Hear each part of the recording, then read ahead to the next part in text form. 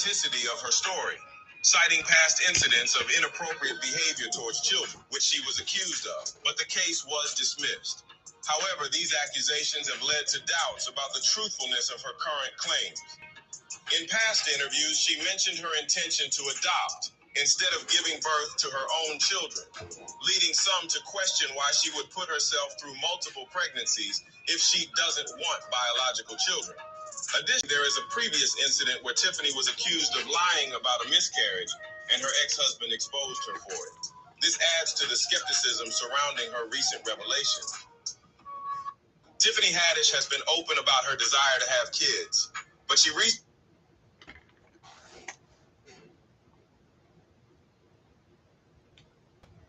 By now, I'm sure many of you, or most of you, have been made aware of what happened in Montgomery, Alabama on this weekend, where a man doing his job, telling people where they couldn't put their votes, was accosted by a bunch of people. Now, I got to tell you, the memes were hysterical. The compilations were funny. I think some of the nicknames, I think that I don't know that there's been anything from a social media perspective that has been that funny in a very long time. But I also can't recall a time when that many people from all walks of life, when that many people from all kinds of orientations, all kinds of educations, all kinds of political stripes, different perspectives, all agreed on one thing. And I see a collective pride. There was so much pride everywhere I went. I remember I initially was in Charlotte when this had happened, and then I had flown through the airport, and I arrived in New York, and everywhere I went, every single time I ran across a black person, invariably they would mention this name. And it wasn't because somebody finally got their comeuppance. It wasn't because you got to mete out some level of justice. It was because I believe, in my estimation, how many times have we watched someone in social media, or on the news, or in other kinds of medias, watch someone get beaten or disrespected or called out of their name? And how many times have we said, you know what, I wish I was there when something like that happened? How many times have we got to sit idly by when something like that happened and only go, man, if I were there when that happened? Well, apparently a lot of people who felt like that were. Especially to everybody. I mean, there were so many things, like the man throwing up his black cap. So apparently now we have an antidote to the MAGA red hat. It's the black one. Apparently now we can make our own events, not a triathlon, but a try-me-athlon. The nicknames were hilarious, but there was a specific sense of pride that was palpable. It was palpable. It was proud. You were proud to watch people be everything that society has told us that we're not. Or they don't stick together, or they can't swim, or they turn the other way. This time, on this day, at that very moment, I think black people coalesced, saw something that was wrong, and did something about it. They didn't wait. They didn't see what's going on. They didn't go, well, maybe he bought it on himself. It ain't none of my business. I mind my own. None of that happened. People, when Alita Adams said, get here if you can, they did. And they came to the aid of someone. And it's interesting how silent the media is about it. It's interesting how, no one's making really. I remember this. I remember a couple of months ago, a young man choked another man to death on the subway train, held him by his neck for 15 minutes till he was dead. And that man was heralded as a hero. That man was singled out by political people running for president, governors, police officers, mayors. They said that a man who held another man by the neck till he was dead for 15 minutes was a good Samaritan. But what I saw the other day, what I saw this weekend, was all these people coming to the aid of a stranger and putting themselves in harm's way just to stop the thugs from attacking a man just doing his job. And the narrative is abjectly silent. It's no one saying the types of things that they said when we watched a man choke another man to death. I don't think anything is more Good Samaritan-like than coming to the aid of someone you don't know against odds you haven't estimated, doing the thing that you know to be right. And they came and they put themselves in harm's way. And for that, we are thankful. And also, I think that they gave black people something that we haven't felt in a very long time, regardless of where we come from, what we believe, who we love, who we worship, how we vote. On this day, I think black people felt something that we haven't gotten a chance to feel collectively for a very long time. And that was a tremendous sense of pride.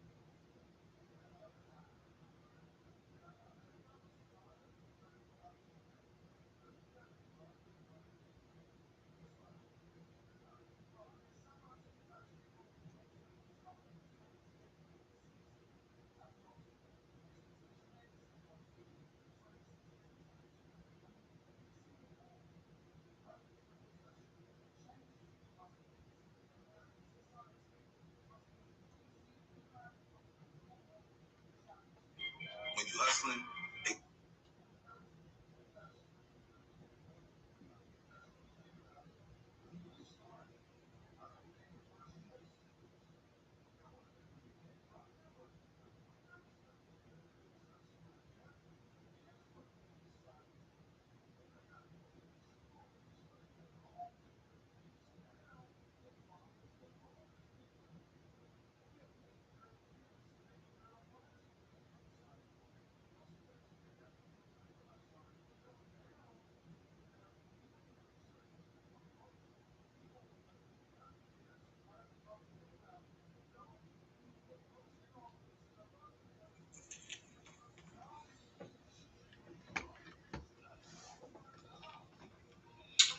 Okay, I'm gonna keep this brief.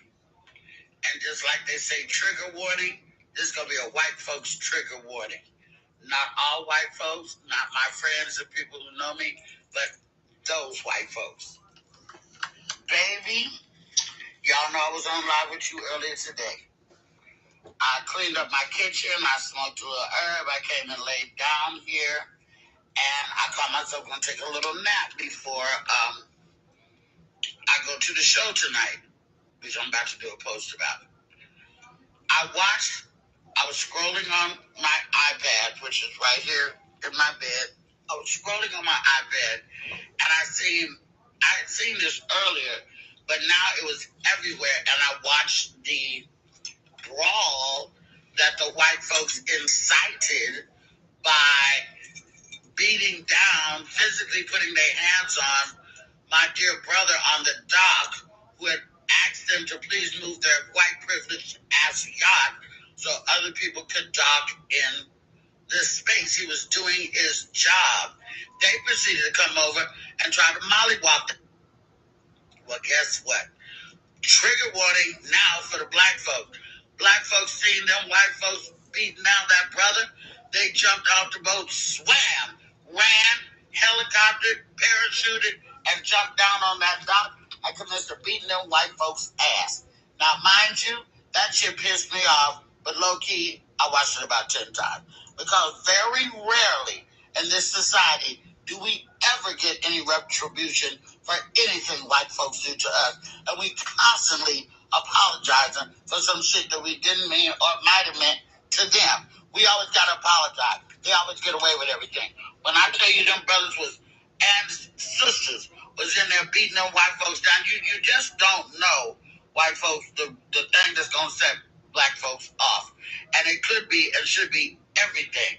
The shit that we've been through, black folks ought to walk down the street and whip y'all asses like this every day. That's what's wrong. Put the guns down and go to whooping some ass again in these streets. We'll see how smart you get then. Anyway, I went to sleep with that on my mind. I got woke up by a couple of texts because I did a little ding, and I found myself angry texting back the two friends of mine who had texted me. I went back and looked at, I told this one dude, yeah, I'm a real ass bitch from Oakland, California, via Arkansas, and blah, blah, blah. I said some shit.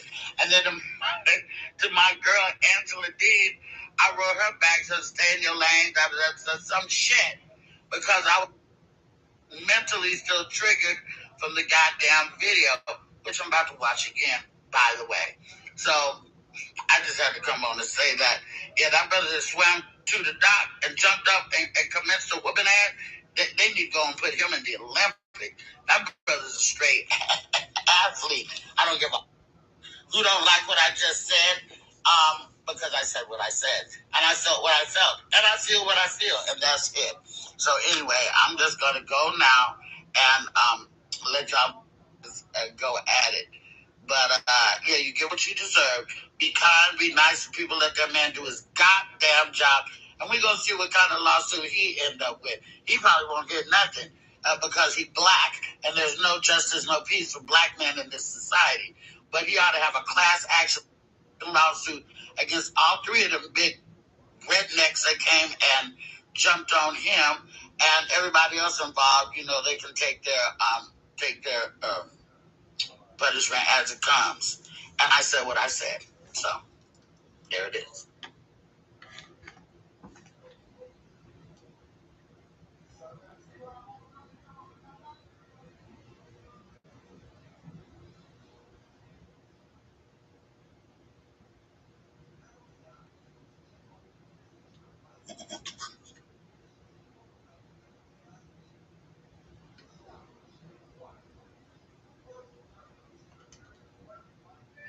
Alabama riverfront brawl.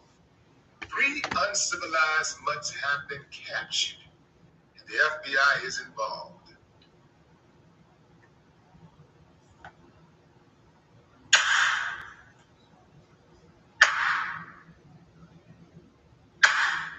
I ain't got no problem with that. Okay, fam, let me break this down for y'all and bring you up to speed. Initially, 13 people were detained Saturday and brought in for questioning after the fight, but they were all released. After further investigation, warrants were issued for 3 uncivilized mutts. 48-year-old Richard Roberts, 2 warrants for third-degree assault. 1 warrant for 23-year-old Alan Todd, charged with third-degree assault. And 1 warrant for 25-year-old Zachary Shipman, charged with third-degree assault. Now, as far as the black man, Reggie Gray, a.k.a. chairman of the board, bang! The black man who was clobbering people with the chair, he, according to the police, will not be charged. At least they are not planning to charge him at the moment. It looks like he might walk. Family, I see this as a clear case of self-defense. So what, he used a chair? Would it have been better if he had used a gun? All self-defense. Anything that happened to those folks that initiated that fight, it's all on them. They started it. I don't think you get to start a fight and pick the weapon that your opponent is going to use against you. They got exactly what they deserved. Actually, they deserve more. This is a hate crime because witnesses say that the white men, to no surprise, were hurling the word, well, the N-word, just, just going around just very loosely and also threatening to go get a gun. Yeah.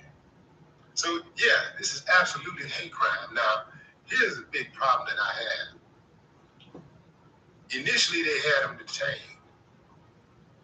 And we thought that they were arrested, but they didn't arrest anybody. They let them all go. The fact that they were able to jump a security guard on duty at the place that he was supposed to be working security, where he was working security, lets you know how problematic race relations are in the United States of America, and how these white men were able to use their white privilege to act unlawful, to behave like uncivilized mutts, moving around with a sense of entitlement. I'm white, you're black, you're nothing. I can do whatever I want. I can even park this ragged-ass boat right here at the dock where this riverboat is supposed to park at. I can park my boat right here, and even if the security tell me to move, I ain't got to move because I'm white. That's what that was about, fam. We already knew what it was about before they even started the investigation. Only an uncivilized, entitled mutt would do something like that.